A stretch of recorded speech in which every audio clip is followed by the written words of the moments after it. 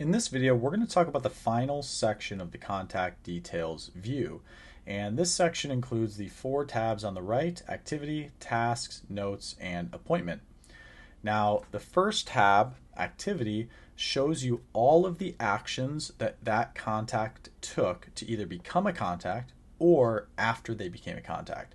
So you're going to see things like page visited, survey submitted, purchase events, things like that. And they're all going to have timestamps, so you'll see when they did that action or submitted that survey or visited that web page. And it's also going to have data. So if I click on one of these little icons here, I'll see a little bit more information about each action. So you can see the journey that contact took to become a customer or become a lead or a customer in your system. The next tab is the tasks tab. And as you can see, we have tasks for this specific contact. This task is a support ticket, and it's due in 3 days. We actually assign this to our test user called support staff. And so you're going to be able to get a better view into all the tasks that are assigned to each contact.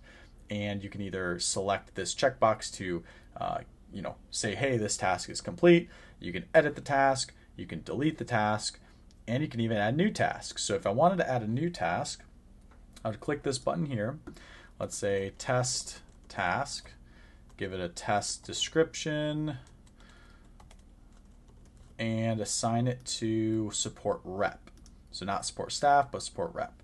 And we'll just say due date of like tomorrow or something. So if we save that, we're going to see that right here. And it says due in 1 day. Now, when you're looking at tasks, you can also filter them. So if I wanted to filter based on the user, I can say show me only tasks that the support staff is assigned, or only tasks that the support rep is assigned. And now obviously those are test users in my account. So you would have like names like Joe or John or Mary, right? Whoever your team is comprised of. And if I want to see all of them, I would just click all and you're back to this view. If I want to see all the tasks that are pending or completed, I can do that here. So I can switch and organize the view here and filter. Or if I want to change the way it's organized based on date added or due date, I can do so here.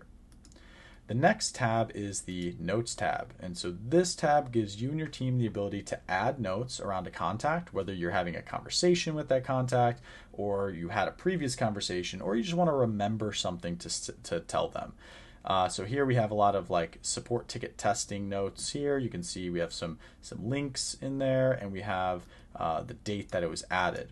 Now we can edit tasks and delete tasks with these little icons, or add a new task right here. And I would just, note. We're on the Notes tab now. So let me go back really quick. Basically, all of this is a note, not a task. And if I wanted to add a new note, I would click on the add new and just start typing my note. Once I click save, I would see that note come up here above the other note. So each new note you add goes to the very top of the list. The fourth tab that we're going to talk about is the appointment tab.